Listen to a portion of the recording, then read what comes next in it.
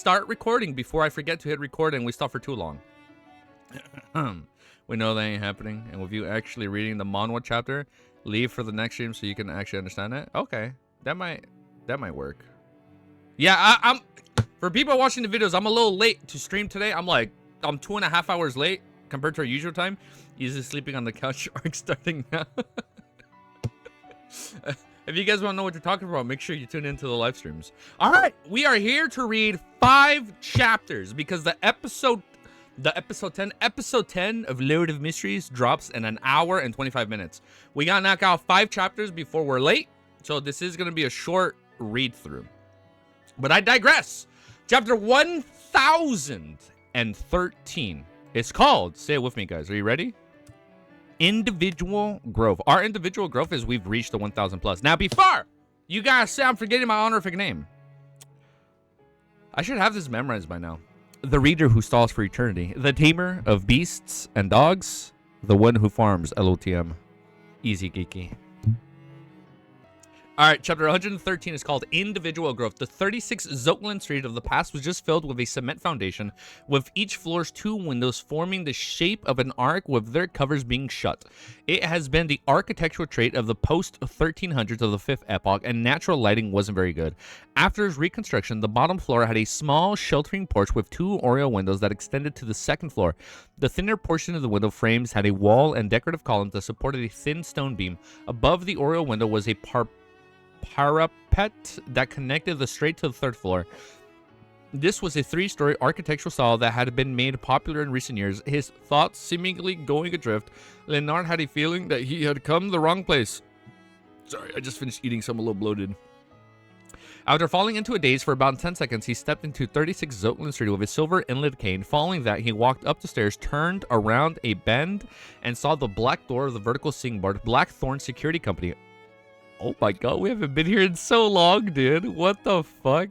We have not been in Blackthorn Security Company, dude, since volume 1, dude. Oh, that is so cool. I'm sorry, this is the same one, right? 36 Zoatland Street with a silvered inlink. Like, this is the same place. Back to the... Oh my god. Oh, I got a tear in my eye, dude. This is so cool. We're actually back here. When he arrived to... Oh, dude, this is so cool. I'm getting kind of chills right now. And I'm kind of reminiscing volume 1 over here. That's crazy we finally came back, dude. Blackthorn Security Company. When he arrived, he seemed to gradually find a sense of familiarity. He sped up his pace and pushed open the ajar door. A brown-haired girl who... Oh, is it... Wait. Oh my god, I'm forgetting her name. Angelica Roseanne. Who's the clerk? Roseanne Angelica. When he arrived, he seemed to gradually find a sense of familiarity. He sped up his pace and pushed open the ajar door. A brown-haired girl who had seen Tengen City honest paper up vertically on the desk moved the papers to the side when she heard the unconcealed footsteps, revealing a smooth forehead, light brown eyes, and a pretty face. Good afternoon, Roseanne. Oh man, it's so cool. Leonard greeted someone hesitantly. Wow, I'm crying. We haven't seen them in so long. Man, we haven't seen them since we lost so many fucking good people in volume 1. Holy shit. It's Roseanne, dude. Good afternoon, Roseanne. Leonard greeted somewhat hesitantly. Roseanne first wore a look of surprise before her expression fell. She said in an abnormally cold tone, "Good afternoon. Congratulations on avenging Captain Incline." Oh, man. Ah, shit. Damn, we haven't seen him in a long time. Dude, I got a tear in my eye. Congratulations on avenging Captain Incline. Oh, man, she even said Klein. Come on, man. Leonard widened his mouth at a loss for a response. He didn't even press down on his top hat despite his dislike of wearing hats. He forced a smile and nodded slightly. Then he went forward in silence, passing Roseanne, planning to enter the door beyond the partition. Just as he was about to enter the office, he suddenly heard Roseanne say rather softly behind him, "Live well." Oh, man. Live well. Come on, Leonard. You gotta talk to her. Oh, wow, I'm getting emotional. Wow. I'm actually kind of emotional right now. Live well. Leonard slowed down his pace slightly before nodding his head heavily. When he entered the interior, he instantly saw Fry. Oh, come on. Standing by the captain's office. This corpse sculptor still has a paleness that resulted from the... Oh, man. Are we going to see everybody? Oh, we're Sika-chan. Come on, man. We're going to see everybody now, right? Oh, shit. This Corsica litter still has a paleness that resulted from not being under the sun for a long time. He had black hair and blue eyes, a high nose bridge, and very thin lips. He had a cold and dark demeanor. Leonard solemnly looked at him from a few seconds before exhaling, trying hard to coldly smile. Long time no see. Oh, man, this is so cool. Good after. Wow, I didn't think I was going to get emotional in this stream. Good afternoon, long time no see. Fry pointed to the captain's office. I've already received a telegram and know of your request. I'll get 2 team members to carry out the operation with you. Also, you need to fill in the sealed artifact request form. Slightly surprised, Leonard said with a smile, "You're the captain now? You aren't as silent as before?" No shot, dude. Leonard had actually finished digesting his soul azure. Wow, I got a tear in my eye. Oh, shit. Actually, I'm a little emotional. What the fuck, dude? Damn, man. He's living in... Well, no, I can't say he's living in Dun's shadow, but like, dude, he has a big seat to fill, man. Man, what a captain, man. Leonard had actually finished digesting his soul azure potion and could advance the sequence 5 spirit warlock. But to obtain the power of that drop of the eternal blazing sun's blood, he deliberately kept it a secret. He continued placating the souls around Backland and finally, through his hard work, and found an opportunity to come to Tinkin. Yes, Fry said with a gentle nod. Actually, I don't like to speak much, but I have to do so as the captain. Leonard Knight... Man, he's a captain, dude. Leonard nodded slightly. When did you become a captain? Why haven't I heard of it? Recently, Fry scintillantly replied before giving an explanation. Shortly after you left, I became a Sequence 8 Gravedigger. I finally advanced to Spirit Medium last month. Oh, shit. Sequence 7. And it just so happened the previous captain was transferred away. That's fast. The previous captain was... Wait. So who filled in for Dun from then to now? That's fast. Before Leonard could finish the sentence, he had punched himself in the head. Look at my memory. I forgot that Klein had already shared some experiences with everyone. He lowered his right hand and said to Fry with a smile, "In that case, you still have room and time to make further progress. Perhaps you might become a Decon." Fry started to look at him and retracted his gaze. "I'll likely not choose to continue advancing." Oh. Why? Someone unknown. So they probably just sent in like a temporary captain. Why? Leonard took a few steps out and came to Fry's side, asking in puzzlement. Fry looked up at the ceiling and said in a calm and heavy voice, "I wish to stay here, protecting this place always." Oh, come on, man.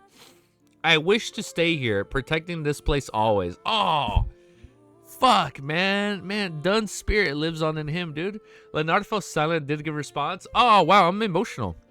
He observed his surroundings and felt that there was quite a significant changes, but there were also many things that remained immutable. Fry fell silent for a while before saying, "I'll dispatch 2 members to follow you."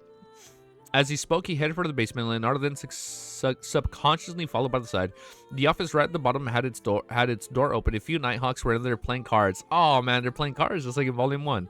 Fighting evil. When they sensed their captain approaching, they hurriedly put down their poker cards and stood up. Man, you know what chapter I really like now? Now that I reminisce, during the good old days when they were just playing fucking poker. They're just playing cards, right? It's like Klein was just playing cards with everybody, like in the break room. That was such a good chapter. Now that I think about it, like, that's such a good chapter. Leonard swept his gaze across them and saw 2 familiar faces. Oh, they were Royale with her smooth black hair and white-haired, black-eyed Sika. Man, we haven't seen Royale in so long, dude. And then, dude, after watching last week's episode, episode 9, when Royale is just kind of there with them, fuck, man, that shit hit, dude, when they're there with O'Neill. And the white-haired, black-eyed Sika, Sika-tron. We haven't seen her in a while. I'm kind of sad in the Dunkwa, we've only had like 1 scene with her. We don't know how good we had in Volume 1. That we don't know, man. Sequatron mentioned. That's crazy. I am so excited to finish rereading this. I'm not even that far, man, but I'm so excited. I think I lost my place. Wait, no, I finished the page, so we're on a new page. Oh, man. Leonard swept his gaze across them and saw 2 familiar faces. They were the Royale with her smooth black hair and the white-haired, black-eyed Sika. At the same time, he also saw a few unfamiliar faces. He saw the pence, soli, and poker cards on the table. For a moment, he felt his mind adrift as his vision blurred up. Oh, is his vision blurring up because his eyes are getting watery? In the roasted archipelago waters in the small harbor near... Oh, why don't we just switch point of views? Come on, man. I want more of that, bro. In the roasted archipelago... waters in a small harbor neighboring a fishing village at the bottom of the feature, Frank Lee rolled up his sleeves. Fucking the Mushroom King is back. Frank Lee rolled up his sleeves and crossed his arms, seriously looking at the mushroom in front of him. The mushroom, together with its cap, stood at a height of 1.8 meters to almost 6 feet. Its white, that's a big ass mushroom. What the fuck? Its white surface had a few bright red spots that resembled eyes, a nose, and a mouth. Apart from that, its stems had protruding spores. They had thick and strong looking white hypha that resembled tentacles. Ugh. Frank sized up the gigantic mushroom and surveyed the area, looking at the wooden walls, floorboards, and the mushrooms of different shapes and sizes before saying to Artisan Sealf, "Not bad. This experiment had more progress again. The mushrooms had a strong inclination to reproduce, and this will make it hungry, making it eager to replenish itself with monster flesh and blood. Be it roasting or boiling, these can cease its activity, making it not as dangerous." Huh. How does it taste? Did you try? The offspring that it produces have random flavors: beef, fish, and malt. What an experiment. Some are even filled with milk. Ugh. A little triggered. One of them is enough to satisfy any requirements for breakfast. See, the crew no longer enjoy drinking anymore. There are mushrooms that can be plucked everywhere. I believe that when out in the wilderness to fill one's stomach, one has to carry dry rations and hunt wild beasts. That's just too troublesome. If we can let our bodies grow mushrooms, wouldn't it save the hassle? What the fuck? Yo, what's up, dude? What the heck? If we can let our bodies grow mushrooms, what chapter now? 1013. We're almost done. If we can, and I'm a little emotional right now, bro. I'm not gonna lie. If we can let our bodies grow mushroom, wouldn't it save the hassle? Artisan Sealf was a lot thinner than back when he was in Bayam. His eye sockets were deep and his eyes vacant. They were lacking in life. Man, many people think Volume 1 is boring. I think when I first read it, I wouldn't say I was bored. I was overwhelmed at the amount of text. But now when I go back, I know I'm going to like it a lot more than I did now. Especially after I finish it. I'm going to have so much more fun rereading Volume 1. It's going to be so good. Upon hearing Frank's words, he seemed to recall something as his body trembled. He suddenly crouched down and opened his mouth, producing retching noises. "Are you okay? I know it was tough for you. I'm really grateful for all you've done recently," Frank said sincerely to the artisan. "It wasn't for you. The mushrooms wouldn't have such a strong inclination towards reproduction. Also, they have obtained abnormally strong vitality under the moonlight, allowing themselves to purify themselves. This effectively limited the poison that accumulates from devouring monsters. The only problem is that there's no moonlight and pure darkness. This is the next problem that we need to resolve." Frank is crazy. This guy is literally fucking Frankenstein, man. He's crazy. He's creating some crazy ass shit. Easy gonna reread all of him before me. That is the goal. Sealf didn't say a word as he finished vomiting. He vomited. After he finished vomiting, he immediately stood up and turned to rush outside. However, a thick and strong white high foot reached out and pulled him back. "Return my mystical item to me. I want to die with these mushrooms," he yelled frankly. His voice softened as his mouth was covered. At this moment, green vines rapidly retreated from a certain spot of the fishing village as though it was growing in reverse. Dude, what the fuck? Catleya walked out of it, her eyes dark purple with some silver hints to them. Her ears continued resounding with the illusory ravings of the hidden sage. However, she no longer found it terrifying. She didn't find it unacceptable like before. Whenever she looked, there were countless indescribable figures looking as if they were shadows stacked upon each other, like an invisible gaze that was cast over for an unknown location. What, did she advance off screen? Compared to the past, she could already see the unknown existence hidden behind the curtains. She could see the moons high up in the sky. They were of different... She could see the moons? Different moons? High up in the sky that were different colors. They were either blood red, silver, dark brown, or ghostly blue, resembling eyes that looked down upon the land. What the fuck? Catleya's mind hummed as she hurriedly retracted her gaze, afraid to look further. She had already dissected the snake of fate's blood and completed the ritual. Through that, she had obtained godhood to become... Oh, she made it. She had obtained godhood, becoming a sequence 4 mystiologist of the mystery prior pathway. Yo, that's so hype, dude. But what the fuck is this other moon that she sees that we don't see? Oh, that's trippy. So there's probably more behind that. However, she remembered the Queen's warning. Among all the sequence 4 beyonders of the 22 pathways, mysticologist was the job that encountered danger the easiest. Yeah, because she's seeing too much. It was because they often saw things they shouldn't see, hear things that they shouldn't hear, and be aware of the secrets they shouldn't be aware of.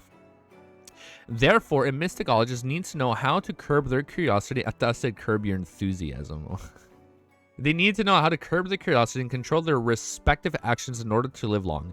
Removing the heavy glasses she hung on her clothes, Catleya wore it, but all the various things she saw in the real world didn't vanish. She curled her lips in satisfaction in a self-deprecating manner. She knew that the item could no longer seal her ability of prying. Oh! Oh! Those glasses were for concealment. Oh, shit. They were to help her. She closed her eyes before opening them. Her eyes had turned... Wait, so that's why she always wore those thick glasses. Because they conceal things. Oh, shit. And then the monocule the guy wore back then lets you see more. but these conceal. Oh, that is cool. So she removes the heavy glasses she hung on her clothes. Katlia wore it, but all the various things she saw in the real world didn't vanish. She curled her lips in satisfaction in a self-deprecating manner. She knew that the item can no longer seal her ability of prying into secrets. So that was a way to seal her. Okay. She can like seal her surroundings. She closed her eyes before opening them. Her eyes turned black, no longer having the mysterious dark purple and silver hues. Wait, her eye color changed? It's easy to see seeing things you're not supposed to is not to... I can't read.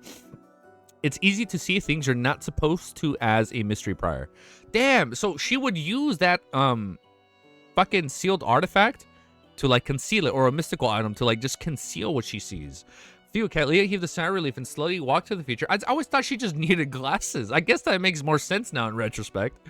She didn't wish to announce her becoming a demigod, and she had no intention of quickly becoming the 5th royal over the seas. To her, this was a trump card in the dangerous world. Oh, it's a trump card. She doesn't want people to know. To her, this was a trump card in the dangerous world, one that she had to keep close to her chest. That's a smart move. South of the bridge, Rose Street, the carriage that Emlyn was on drove the street when he saw the blurry figure in a white shirt and in black vest and slightly messy hair appear opposite him. It was that Wraith-like young man. Long time no see, Mr. Merrick. Emlyn said with an unsurprised smile. Merrick nodded slightly. There are so many characters overlapping. Didn't realize. Remember the warning, Roselle. Be careful of the moon. I thought he said be careful of the spectator. Oh, shit. He did say be careful of the moon before. His first warning was be careful of the moon, and his newest warning was be careful of the spectator. Oh, that's good. Reasonable? I'm here to tell you that we've already made the preparations. We can discuss the actual operation. And as we say that, we go straight into the next chapter. Chapter 1014 is called The Growing Up. All right. Emlyn replied very calmly. Merrick didn't speak further as his figure vanished. He knew that it was impossible to come up with a specific plan in an instant. And those warnings come from Zoe, not just anybody. Now that's... I assume he figured all this out when he was in the Twilight Hermit Order. Like, this is all info he probably found out when he was with the group. Emlyn White had to first seek the opinion of the upper echelons of Sanguin, therefore he didn't say, "This might be a chance for me to obtain godhood and become an earl." Emlyn smiled as he watched the Wraith Merrick leave silently. He had yet to digest the Scarlet Scholar beyond her characteristics. The so-called opportunity to become an earl referred to the promise of attaining a free ritual and the corresponding potion formula. The carriage continued forward and stopped at the entry of the Harvest Church. Emlyn looked at the grayish-white fog in the sky with a look of satisfaction, pressed on his silk top hat, and unhurriedly alighted the carriage before entering the cathedral store. After changing into the brown priest robe, he picked up a clove and a pail of water and began seriously wiping the surface of the candle stands. After Father Utrowski, who had appeared taller, finished his morning sermon, Emlyn stopped working and grumbled. Why was Ernie's allowed to return? He only requested to do a month of volunteer work. Father Utrowski wasn't annoyed by Emlyn's repeated question from time to time, appearing extremely patient. What a good man. Upon thinking of his encounter, Emlyn immediately felt indignant. He couldn't help but mumble. He was forced to do volunteer work and not out of his own accord. He can't be allowed to decide on the period. He needs to serve at least half a year.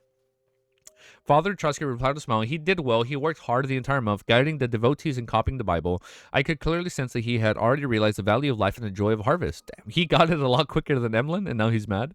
Emlyn's facial muscles twitched slightly. Is he soon going to become a believer of Earth Mother? No, I didn't force him to change his fate, Father Utrowski said gently. I only taught him the teachings of Earth Mother and to sense the traces of fragments that life brings. I hope that he will recall the home for the soul, the mother's embrace whenever he feels lost. I love Father Utrowski, man. He is such a goated character. He's been through so much. He had such a crazy fucked up past, right? A very violent past. And now he's just like a dude. He's just a Chad trying to help out, others. Emlyn's lips quivered, but he ultimately didn't say a word. He lowered his head and continued wimping. In an apartment in Sherwood Borough, Force sat on the high-back chair, his gaze focused on an empty glass bottle on the desk in front of her. She had finally digested the astrologer potion some time ago. Today, under Shio's watch, she had concocted the Asman's brain and the ancient Wraith's cursed item into the scribe potion. She mustered her courage and drank it. Oh shit, she's advancing. Okay. At this moment, she felt her brain rapidly expanding, the grand folds and white matter rapidly increasing as her body gradually blurred, separating into individual cells. Those cells formed a haloed door that circled her brain. What the fuck? She has a haloed door circling around her brain. That's such a cool ass imagery. Force suddenly heard the familiar ravings, but they were indistinct and blurry, preventing her from identifying the exact words at all. To the experience her, it didn't affect her in any way. After an unknown period of time, Force finally regained control over her brain cell and could sense her body's existence. Almost at the same time, a large amount of knowledge resounded in her mind, making her understand how to use the powers of the scribe. The mutated brain, so her brain mutated. The mutated brain reproduced the beyond powers used by the target before driving a portion of the vitalized cells to form corresponding symbols, patterns, and labels from complete storage. The fuck? This was I came, I saw, I record. Oh shit, that ability. Which used one soul as a pen and one spirit as a paper. Wait, so now she can summon it. I came, I saw, record, which uses one soul as a pen and one spirit body as a paper. At present, I can only record one beyond her power that has the influence of godhood. The higher the target sequence, the higher the chances of my failure. Even targeted at sequence 4, I might not be able to succeed even once in 10 attempts. I can record 8 sequence 5 and 6 beyond her powers, and the effects are half of the original. I can record 20 sequence 7 to 9 beyond her powers, with the effects of being almost like the original. When the potion is digested further, I'll enjoy an enhancement in all these aspects. I'm sorry, does she no longer need her book? Now she can just keep renting the book. She don't need it anymore. She can just do this herself. Force concluded the knowledge as her experiences before silently muttering to herself, wait, no. She can still have the Tarot Club stock up spells in the book, right? In Layman's Travels, and then she has hers. Oh, I guess. This appeared to overlap with Layman's Travels, but Force felt that no one would even find having too many beyond her powers being excessive. Fucking no, dude. Keep them coming. Besides, the two were complementary. After all, she couldn't rent Layman's Travels to other Terry Club members and be paid with Beyond Her Powers. However, she would be unable to rent herself out at Sequence 6, and Apprentice finally has sufficient combat training. Finally. Force regaining her thoughts as she signed to Shio. Nice, let's go, dude. She then took out a pen and paper and began writing a letter. Dear teacher, I'm very pleased to inform you that I finally become a scribe. I'm just one step away from my dreams of traveling. After writing a few sentences, she saw Shio stand up and walk towards the door from the corner of her eyes. She hurriedly shouted at her eyes, hey, shouldn't we head to a restaurant to celebrate? Hey, let's go eat, dude. Shio replied in a stern manner, your overjoying spirituality is rather serious. You'll need several days of cognition to keep it under control. You aren't allowed to smoke or drink. Don't overly indulge yourself in your emotions. Just finished volume 1 of your reaction. No way. Meet your doom. Yo, what's up? I hope you enjoyed it, man. Dude, I got so emotional at the end of volume 1. Oh, man. And then I remember rewatching trailer 1 and 2. I'm like, oh my God, this is the greatest trailer I've ever watched, dude. That shit's fun, man. You're having me reminiscing over here, dude. After the advice she added, I still have commission. Dude, thank you for watching it, man. After the advice she added, I still have commissions to do. I almost have enough to exchange for the judge formula. Judge was sequence 5? I forgot about that. I almost have enough to exchange for the judge formula. All right, Force through upper hands. After leaving the house, Shio unlocked the chains and got out onto a bicycle specifically created for use. She... Wait, did she get a smaller bike? It's good seeing more people watching all the VODs from the beginning. Yeah, it's cool, dude. There's been one guy called Ao. He's like at chapter 7. He's like at 800 right now, dude. Once he joins the stream, I'm gonna be so excited. This guy has been he's been leaving comments like every stream, and it fills me with joy. Easy sounded like the meme just then. You got me monologuing. I've never seen that meme, but this shit's funny. Shio got a small bike. She got a kid bike. Shio unlocked the chains and got onto a bicycle specifically created for use. She then rode towards Helstonborough. According to the intelligence she had previously obtained, Viscount Stratford had reserved lunch at a luxurious restaurant. Upon reaching the restaurant, Shio secured the bike to a street lamp and found a secluded corner to observe the people passing by. After an unknown period of time, a carriage drove through the thin fog. There was a coat of arms with flowers and 2 rings engraved on it. Shio's focus intensified as she watched the carriage stop the restaurant's entrance. She then saw the grizzled Viscount Stratford, who was in his 40s, get off first. He then extended his right hand to the passenger behind him like a gentleman. It was a lady draped in dark red cloak. Who wears dark red cloak? She couldn't see the lady's face and only noticed that the lady's jaw was soft and her skin fair. Who could this be? On the Blue Avenger at the northern Sonia Sea, Olger Wilson's feet left the ground as he floated behind the window of the captain's... I forget he can fly. As he floated behind the window of the captain's cabin, he stared at the deck and distant waves outside. Having already digested a portion of the Ocean Songster potion, he had reported to the Church of Storms 2 weeks ago and had accumulated enough contribution points to obtain a wind-blessed potion and successfully consumed it. This also meant that he was officially sequence 6. Of course, he had to redigest the Wind Bliss potion, but that wasn't too difficult. Oh, yeah, he was hiding it. Whoa, now I feel really bright. Whoa. Now I feel like I'm glowing. Let me turn it down a bit. And now I feel like I'm glowing. The biggest problem is that the commotion created for the digestion of the ocean songster is too obvious. I should have bought the word of the sea and blamed the singing on it every time to hide his bad singing. Alger sighed suddenly, but he didn't feel too much regret. This was because even if he wanted to buy it back then, he didn't have the money for it. Furthermore, he had figured out the way to digest the ocean songster potion. I should be able to get the information soon and confirm what the basic Navy officer that Mr. Foon wishes to investigate. Alger retracted his gaze and floated back to the desk where there was a brass sextant. At this moment, 2 sailors passed by the deck while belching. There seems to be sirens in these waters. I always hear their singing at night. One of the sailors said in uncertainty.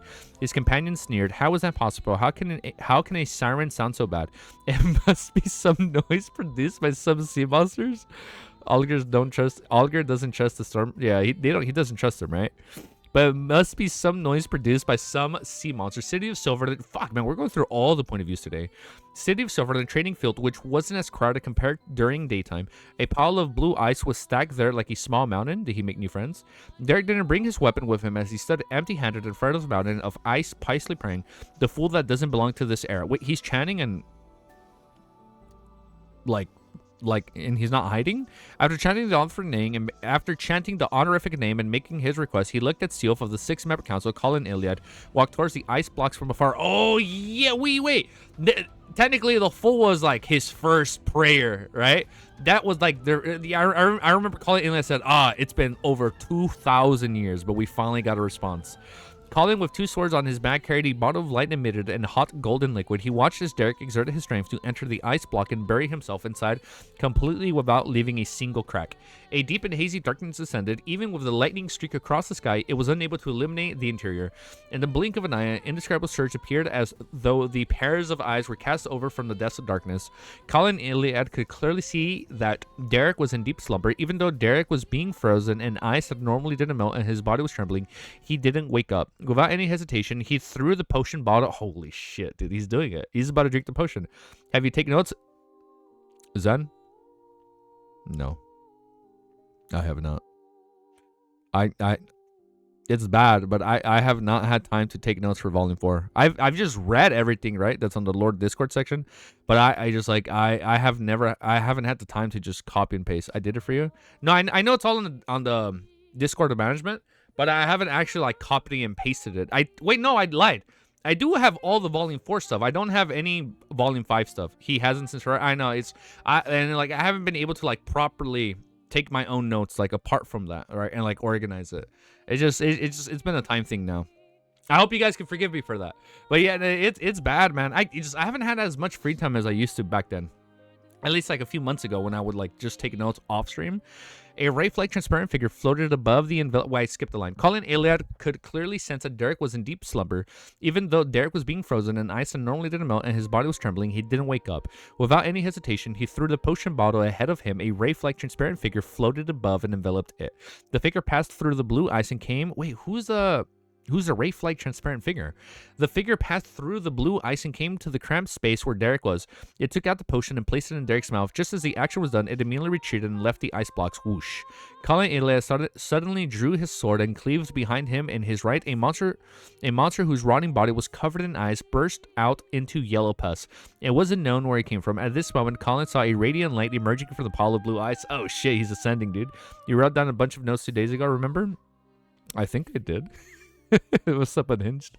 They scattered pure light with a burning intensity, warmth, brightness, and vitality that was different from the surrounding lightning. It's different. They scattered pure light with a burning intensity, warmth, brightness, and vitality that was different from the surrounding lightning. This filled Colin's eyes as if the light had come from the dark ages. The City of Silver Chief watched intently as what motionless for a long time until another monster emerged from darkness. Another one. In the ancient palace above the great fog, Little Sun is a sequence 5-2. Client heaved a sigh of relief as he cast his eyes at the crimson star that representing the sun and cast it at another star. That signified misjustice. Over the past month or so, she had completed many of the Psychology Alchemist missions and had exchanged her contribution for the Dreamwalk. Fucking dude, everybody's hitting sequence 5, dude. Damn, that is crazy. Over the past month or so, she had completed many of the Psychology Alchemist missions and had exchanged her contribution for the Dreamwalker potion formula.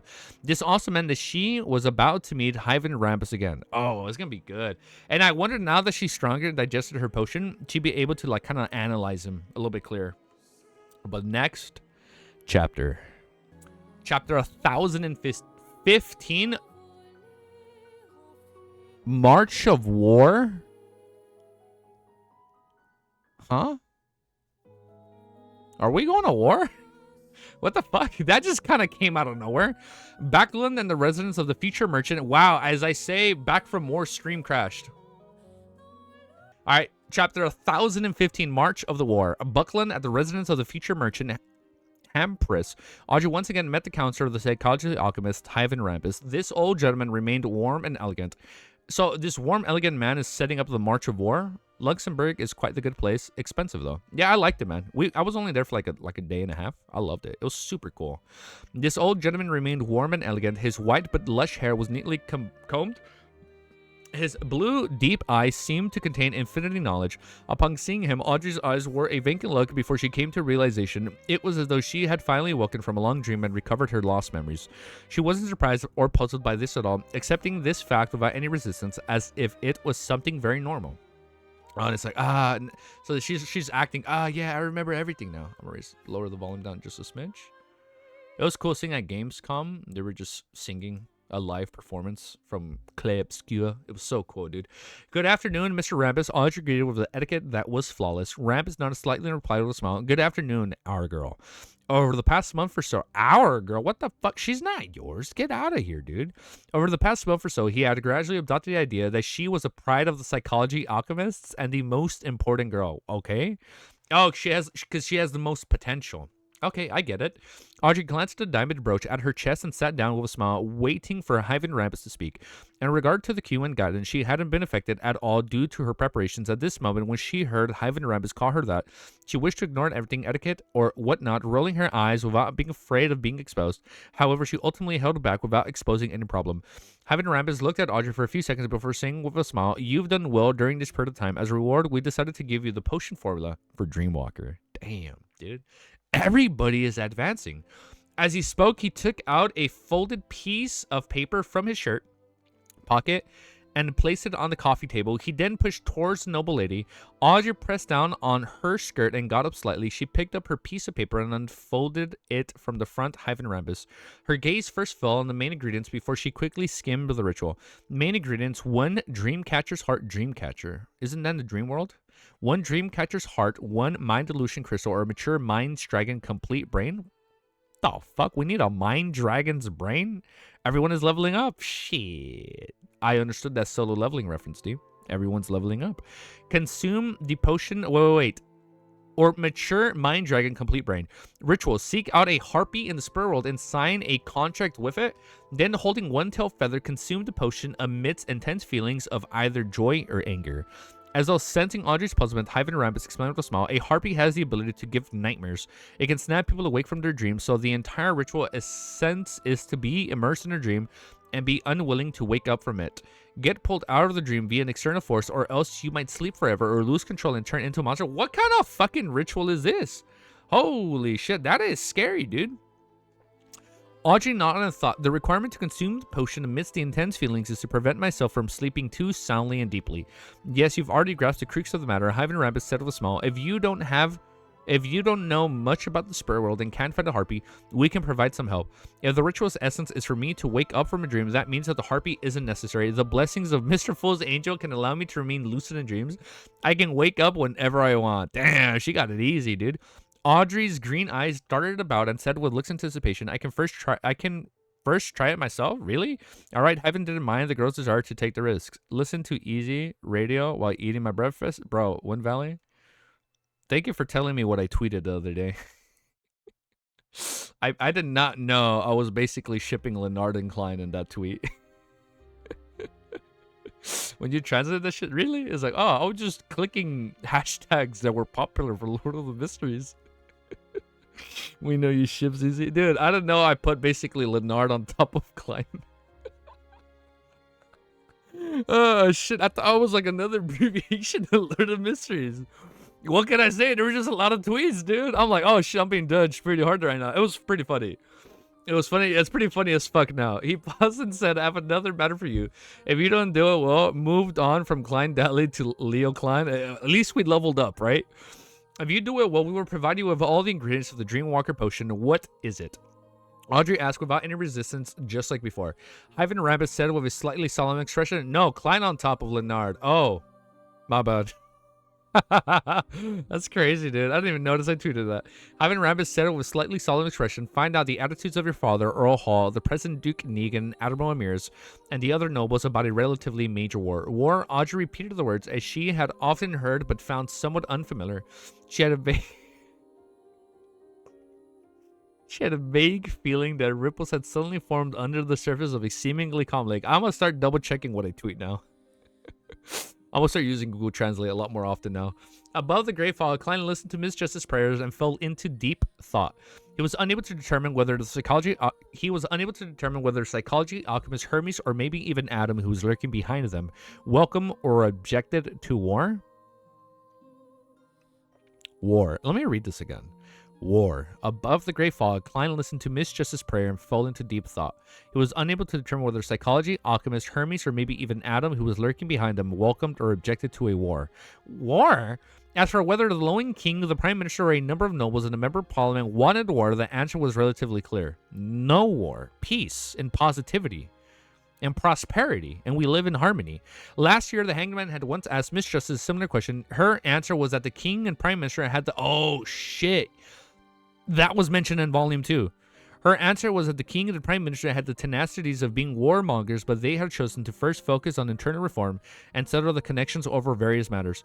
Now, about a year had passed, and all the policies that had been implemented were on track. In other words, it was time to start a war? What? We're going to war?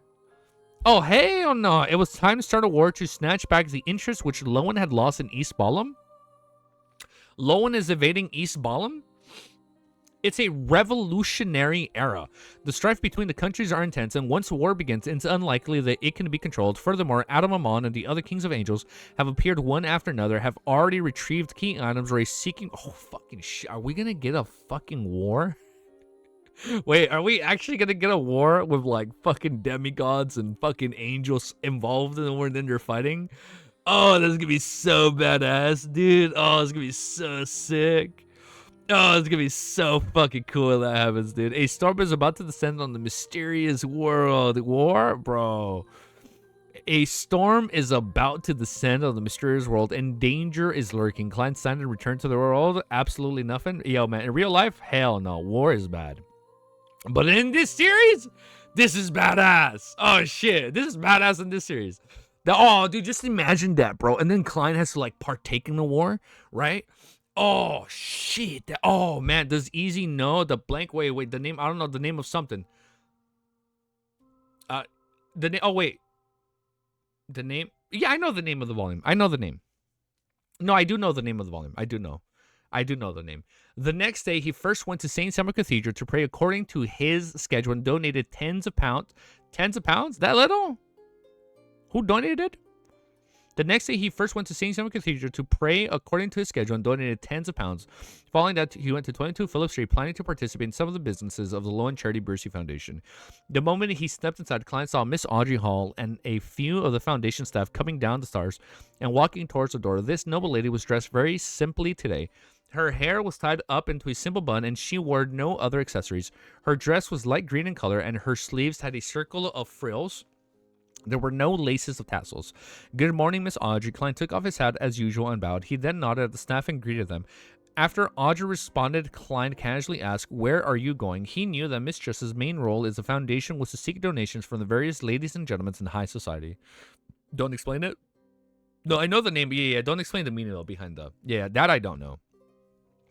Where are you going? He knew that Miss Just's main role in the foundation was to seek the donations from the various ladies and gentlemen in high society. Audrey replied with a faint smile, visit the various universities and show that some concern to the students we held previously. Having said that, she blinked her eyes as her smile widened. Mr. Dantes, do you want to get together? Take a look at the children who... Do you want to get together? Do you want to go together? Oh, shit, I'm like, the wording. No, not get together. Do you want to go together? I'm like, whoa, Audrey, whoa, chill. Mr. Dantes, do you want to go together? Take a look at the children who had the chance of changing their fates due to your ideas and kindness. Aw. Oh, some of them are already young adults. Although Klein had never thought of obtaining anything in return from the Lone Charity Bursting Foundation, he truly wished to see the actions could help the target group. Therefore, he was rather concerned about the progress in the actual situation. He nodded with a smile after some hesitation. I have no way of rejecting such an invitation. The group went out the door, and under Miss Audrey's suggestion, they chose an untractable public carriage. Roasting, and I'll say something. I was like, no way, she just asked them out. It's cool. It's like Dwayne Dantes. He's just straight up Bruce Wayne, bro. He's like setting up like an orphanage, or like he's just like setting up like this foundation, right? This enterprise to help others. It's cool, dude. After getting into the carriage, Klein, in a gentlemanly-like manner, let Miss Audrey sit down first. He sat opposite her and asked with a smile, you seem to be very used to it. Audrey looked at the foundation staff beside her and said with a smile, it is not the first time. It's impossible for us to take my own carriage every time we head out. They have to use public transportation. Upon saying that, she blushed into embarrassment and said, the first time I was on a public carriage, I took out notes with £1 face value. The lady was control of the money, got me to buy a few copies of newspapers before going back to her. Oh, it's cleaner than I imagined. The smell of the air isn't that unbearable either. Klein nodded slightly and said, this is because the truly poor and unable to take public transport like this, they'd rather walk under normal circumstances. They don't have to head out, nor do they go somewhere too far. Mr. Dantes, you seem to be familiar with such matters. Although Audrey had guessed the reason, she still asked in front of others. Klein smiled. Although I never experienced it directly, I've seen too much of it. Audrey didn't continue on the topic. Instead, she mentioned to the beneficiaries that they were visiting to confirm their education and living conditions. Amidst the idle chat, they arrived at their first destination, Backland University of Technology. Dwayne is Bruce Wayne, but without the money? No, what do you mean? He does have the money. Backland University Technology. Based on Audrey's identity and Dwayne Dante's social relationships, they met the chancellor of the newly established university directly. He was a resident of the 100 in Bookland Street, Mr. Portland moment. This elder had a large building, a ruddy complex. Wow, I cannot read. Reading comprehension struck. This elder had a large building, a ruddy complexion, and a loud voice. Whenever he talked to his neighbor, Dwayne Dantes, and his distinguished Miss Audrey about the university establishment, he would complain about the Higher Education Commission from time to time. Audrey and Klein listened with a decent smile and occasionally echoed his words. Finally, they found an opportunity to raise the need to begin work. Portland was just about to get his secretary when he suddenly heard someone knock on his door office. Please come in, the chancellor said loudly. The door opened without a sound. The black-haired, brown-eyed girl entered. She didn't doll herself up. Is this Audrey? She didn't doll herself up and was rather thin. She had a nice facial feature, and she looked to be about 17 or 18. Klein's gaze suddenly deepened before he reined it in. The girl hadn't expected the chancellor's office to have guests. In her anxiety, she hurriedly lowered her head and said, I'm sorry. Hazel? It's fine. They were about to leave anyway. Portland said without minding it. Have you finished the item I got you I got you to make last week? Yes. The girl walked through the door and stood to the side. Portland moment, then smiled at Dwayne Dantes and Audrey. He is barely tycoon. He could barely pay gold coin to Miss Messenger. Bruce could draw beyond her in money. You know what? When you put it that way, D, you're right. He's like barely stepping his foot into the tycoon lifestyle. Let's raise this a little bit more. Yes, the girl walked through the door and stood to the side. Portland moment, then smiled at Dwayne Dantes and Audrey. Her name is Oh, you have to be kidding me! No, no. It's Melissa. Oh my God, it's Melissa. Wait. Oh, she's grown up so much. Oh, no. Oh, I got a tear in my eye, dude. Oh, the door opened. I didn't reread this. I was so distracted. We were over here talking about Bruce Wayne. The door opened without a sound. A black-haired, brown-eyed girl entered. She didn't doll herself up and was rather thin because she's not eating, dude. She had nice facial features, and she looked to be 17 or 18. Klein's gaze suddenly deepened before he reined it in. The girl hadn't expected the Chancellor's office to have guests. In her anxiety, she hurriedly lowered her head and said, "I'm sorry. It's fine. They were about to leave anyway." Portland said without minding it, "Have you finished the item I got for you to make last week?" Yes. The girl walked through the door and stood to the side. No, it's crazy, dude. Oh, I'm crying. Wow, this is an emotional stream today. What the fuck? First chapter, I'm tearing up that we went back, you know? Now, over here, we're running into Melissa. Yes, the girl walked through the door and stood to the side. Portland moment then smiled at Dwayne Dawson and Audrey. Her name is Melissa Moretti. She's very talented with machinery. I happened to chance upon her and got her to help in my laboratory. Of course, she can only do some miscellaneous chores for now. Not bad. The fucking Klein, not bad. The corners of Klein's mouth curled up as he commended her with an obvious smile. Oh man, I'm crying. I didn't think I was gonna cry this stream. Oh man, if only she knew, dude. Bro, it's like your brother's like right there, dude. Not bad. The corners of Klein's mouth curled up as he commended her with an obvious smile. Archie glanced at him and smiled. There are always arrogant people who say that women have no talent machinery, and this lady had proven them wrong. Portland laughed and shook his head. There's no need to bother about such comments. All right, I'll get my secretary to help you in understanding the conditions on the beneficiaries. Audrey and Klein didn't stay any longer as they left office. Nah, man. Once they were out on the door, Audrey strolled a glance at Dwayne Dantas, but she didn't say a word. Oh, did she catch something? No. Oh, shit. I think Audrey figured out that he knows her. Once they were out the door, Audrey stole a glance at Dwayne Dantas, but she didn't say a word. Oh, man. I'm emotional. What the fuck, dude? Unk status pending. I'm a little emotional right now, dude.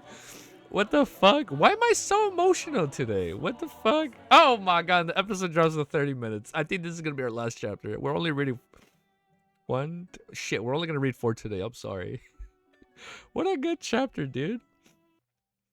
I haven't finished episode 6. I'm slacking. You're slacking, bro. You gotta catch up. Episode 9 was so good, bro. It was so good. It made me cry.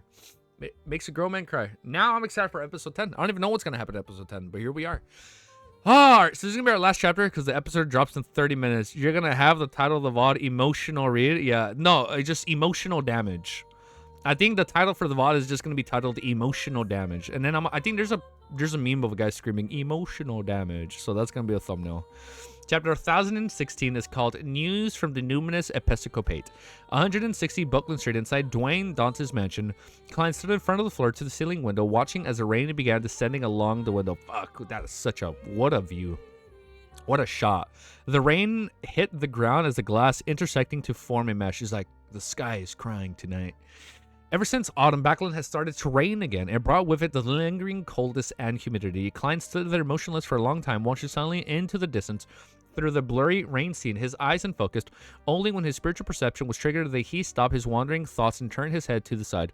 Renette, with the 4 blonde red eyes, heads in her hand, had a letter as she walked out of the void. Who is it from this time? Klein asked Miss Messenger out of habit. The last letter he received came from Miss Sharon. The lady had told him that she had successfully completed the ritual and advanced the sequence for a puppet to the prisoner pathway. Klein first sincerely congratulated her and apologetically informed her that he had already obtained what he had needed and didn't need to visit Cauldron City in the spiritual world anytime soon.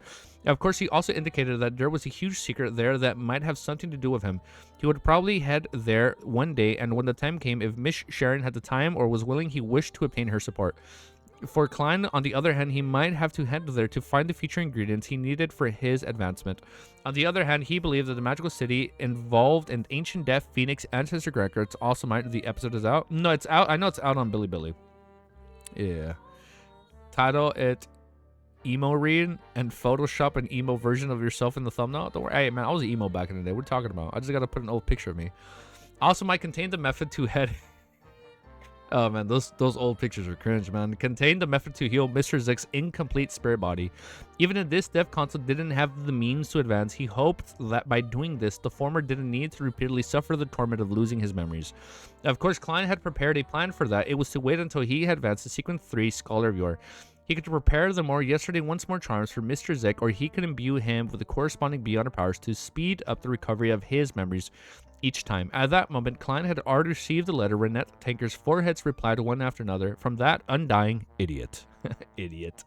Now you have to do it on WeTV. Oh, it's on WeTV already. That undying idiot, Patrick Bryan of the Numinous Episcopate's artificial death faction. Klein easily understood who Miss Messenger was referring to. That undying idiot. This is because Patrick was the one who wrote the most to him over the past 2 months. He reported almost anything of slight importance and asked for instructions. After a few times, Renette Tanker gave him a nickname. Miss Messenger never shows interest in such matters before. I wonder when it began. It's probably because she's regaining herself, right? Like she's regaining her strength or whatever. Most of the people who write to me have been giving nicknames except Miss Sharon.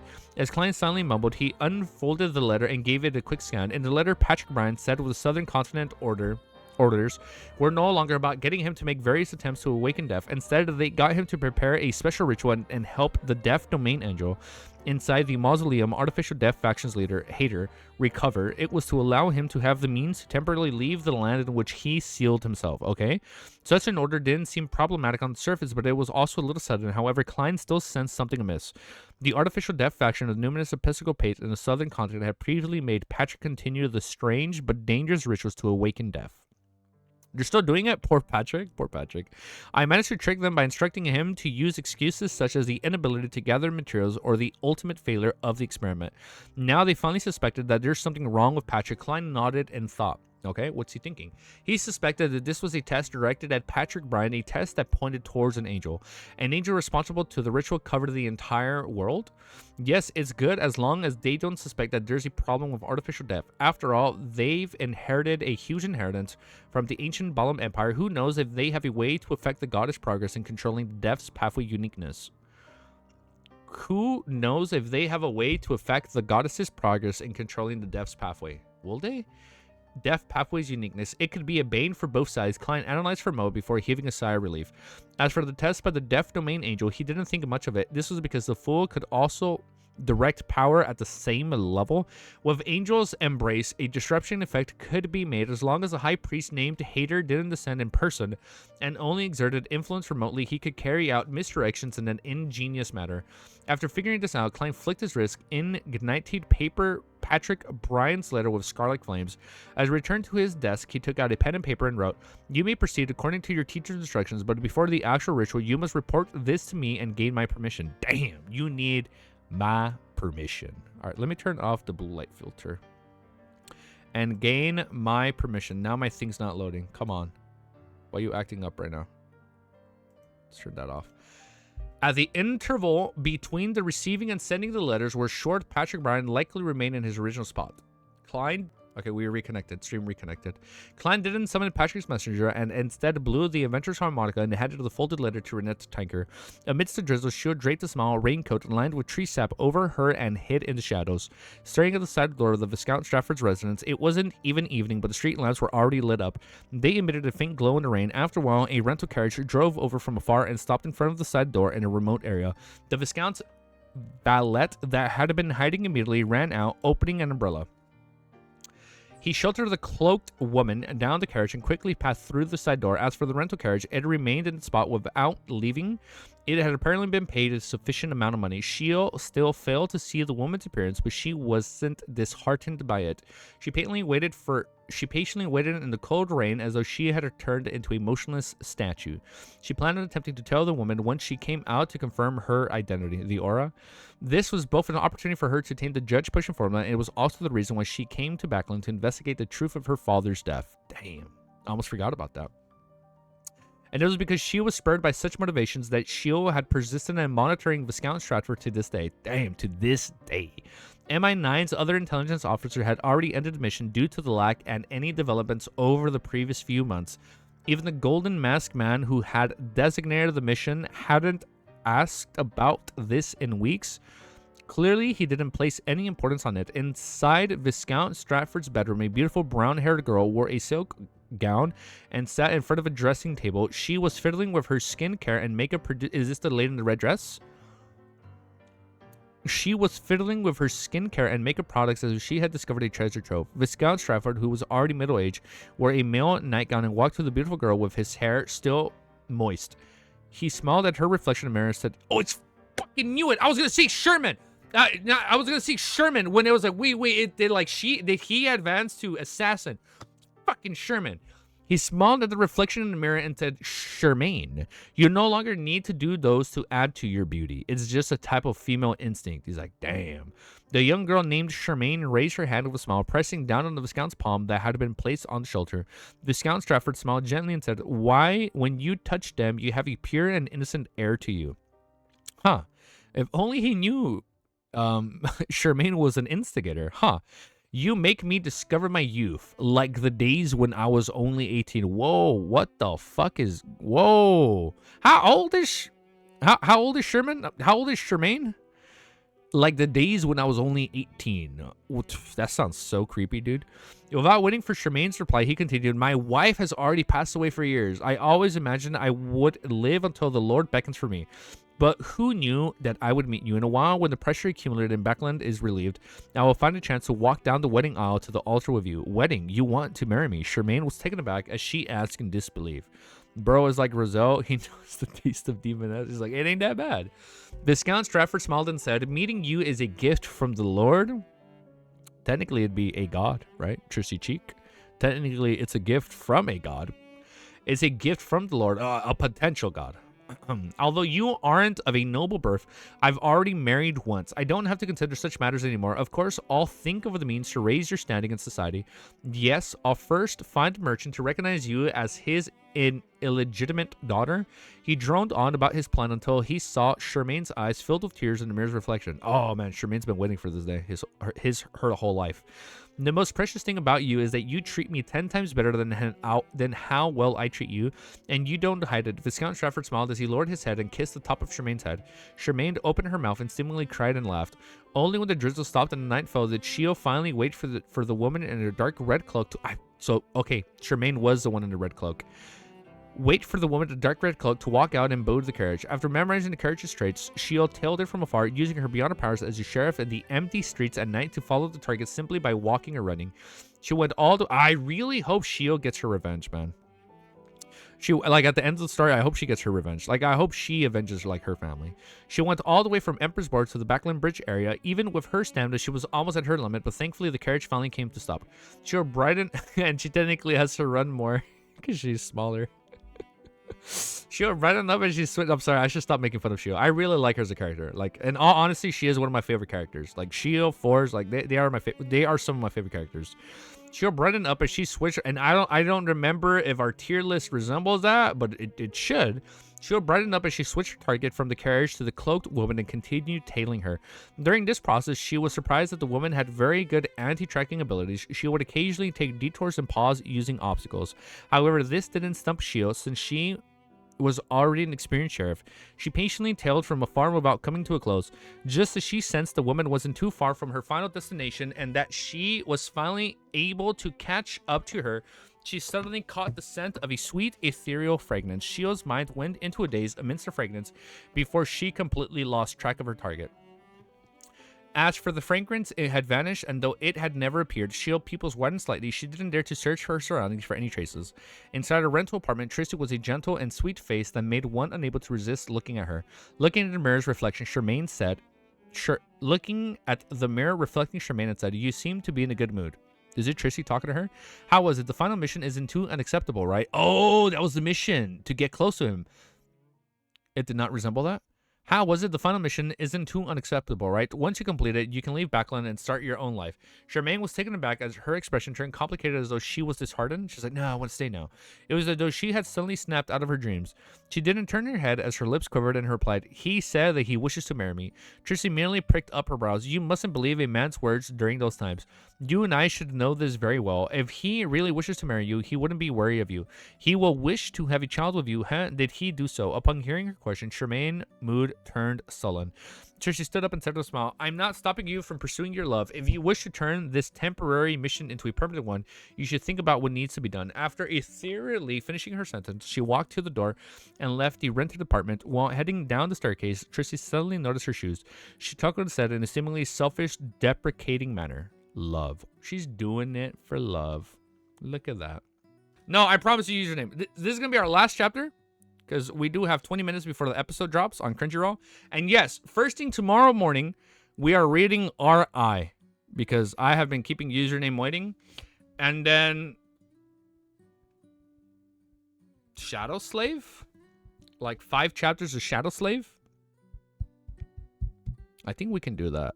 Well, going back to this, I'm sorry I've only been live for like an hour. Sure, we'll find out. We'll find out tomorrow. Only one way to find out. I do apologize. We only streamed like an hour today.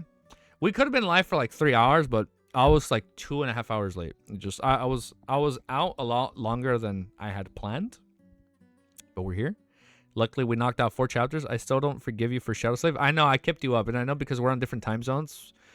It was pretty fucked up. I know. I'm sorry, username. I know. You ain't never gonna let that one go, huh? Well, point is, I didn't realize I was gonna cry this stream. I didn't realize I was gonna cry because we went back to Blackthorn Security Company. We met a lot of old faces, right? And then not only that, we fucking ran into Melissa. Holy shit, that was so good. And then fucking Klein just looks at her and smiles, and he's like, "Not bad." Oh man. And then it's like he's smiling. And then Audrey noticed. I think Audrey noticed his facial expression. I think Audrey noticed that he had a genuine smile and not like a fake smile. And then that's why she probably stole a glance at Klein. And that's why Cuttlefish didn't double down and talk about his reaction. All Cuttlefish wrote, Audrey stole a glance at Klein. And we didn't see Klein's reaction. He was probably doing like a bittersweet smile after. He's like, oh man, it really is her. Bro's gonna cry when seeing the episode to seeing the OG squad. Oh man, it's gonna be sad, dude. No man, I don't know. I'm gonna be sad. I don't know, man. It's like we still have a few more deaths in the Donghua. We still got a few more deaths, man. We got a few more deaths, and we still got to meet a few more characters. So we'll see how that goes. But I'm gonna let you guys go. You guys have a beautiful day. And don't forget, tomorrow, look, we should be live. From the people watching the live stream, we should be live in like 12 hours, give or take. We should be live in like 12 hours, give or take. Maybe plus minus an hour or 2. But in roughly 12 hours from now, we should be live. So peace. Have a beautiful day. Because episode 10 is about to drop in like 15 minutes. And we're going to peak that. Because the missus all of a sudden wants to play The Last of Us right here on this TV when I'm reacting. She's like, you got 30 minutes. I need more than 30 minutes. The episodes are 30 minutes. I ramble way too long. I'm going to need like an hour minimum. And then depending on like what happens, I might need more than an hour. But yeah, thank you, D. Thank you for helping with my outro. Peace. Have a beautiful day. And I'll see you guys all next time. Later, guys.